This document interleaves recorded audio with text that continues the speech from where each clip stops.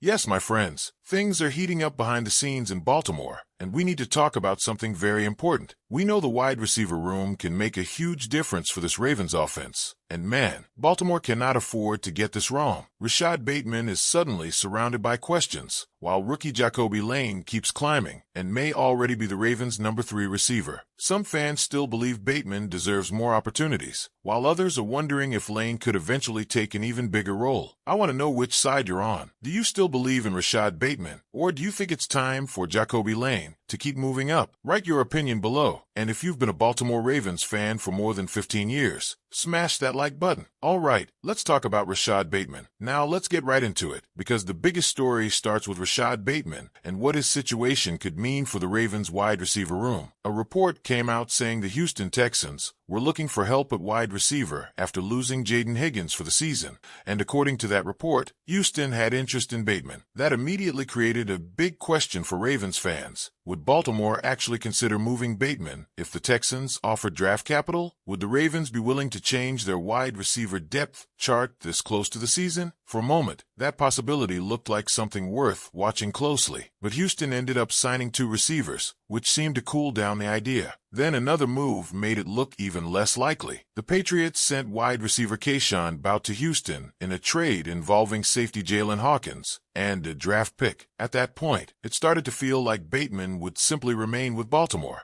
But the Bateman story did not stop with trade talk. Shortly after the original report about Houston's possible interest, another report surfaced involving very serious allegations connected to an incident in June.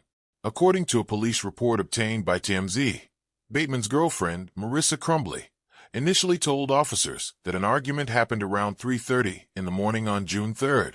She claimed they were arguing about her past and said Bateman pushed her into a corner wall, which she said left marks on her face. According to that initial account, she said Bateman later told her to pack her belongings and leave the home. After she left with their daughter, she claimed he repeatedly called and texted her and allegedly threatened to put her dog outside because he was upset that he had not been able to say goodbye to the child. The report said the two later agreed to meet. Police said Bateman arrived in a black SUV with a driver and allegedly tried to puncture one of Crumbley's rear tires with a screwdriver before using a tool to hit her windshield and driver's side window. According to the report, shattered glass caused cuts to her face. The police report also stated that emergency medical personnel did not find obvious injuries, but both the mother and child were taken to a hospital. Those were very serious allegations, and because of that, there was immediately a question about whether the situation could eventually affect Bateman's availability with the Baltimore Ravens. At that point, there was simply no way to know. The information was still developing, and every new report had the potential to change how the situation looked. Then another major development came out, and this one changed the conversation significantly. According to a follow-up report from TMZ Sports, Crumbley later walked back the claim that Bateman pushed her into a wall or put his hands on her.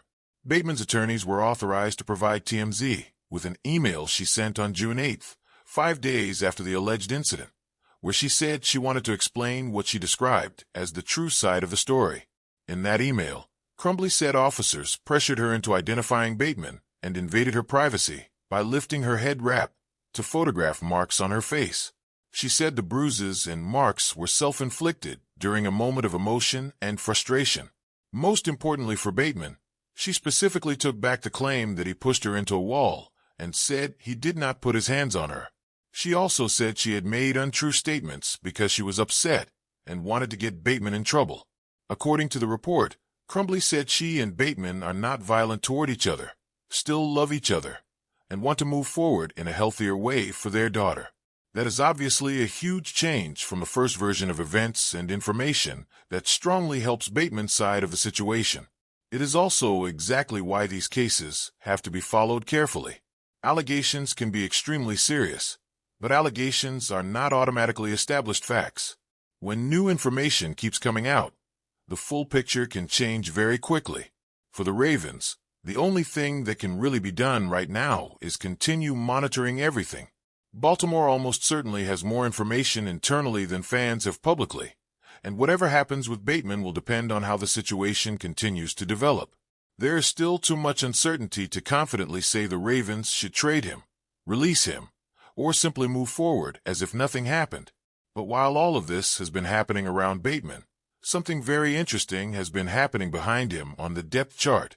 Jacoby Lane appears to have made a major move. Earlier in the offseason, there were already signs that Lane was pushing for the number 3 wide receiver job, even ahead of Tez Walker. Lane kept doing the right things in practice, training camp, joint practices, and preseason action.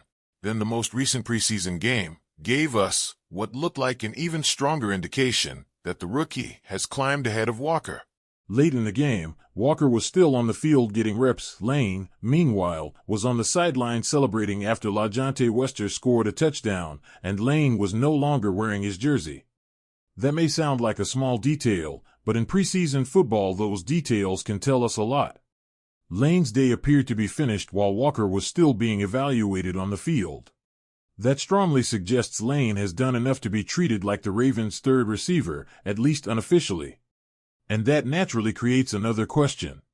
If Lane has already moved past Walker, could he eventually push Bateman for the number 2 role? It is early. Nobody should pretend Lane has already proven he is better than Bateman. But the question is no longer ridiculous, especially because Lane's rise is happening at the same time as uncertainty continues around Bateman. And there is another side to this discussion that Ravens fans have been bringing up.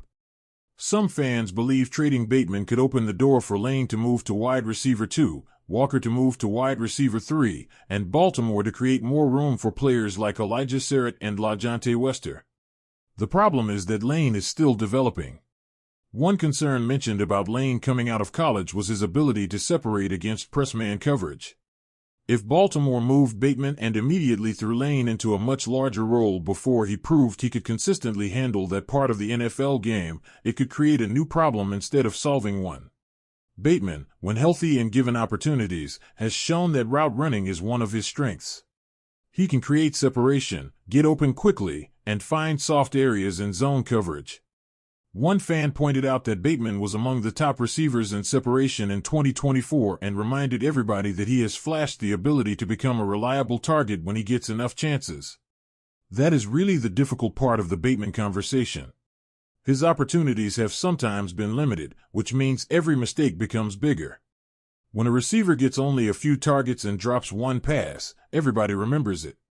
When a receiver gets 10 or 12 targets and makes several big plays, one mistake can disappear inside a productive game. Bateman has not always had that luxury.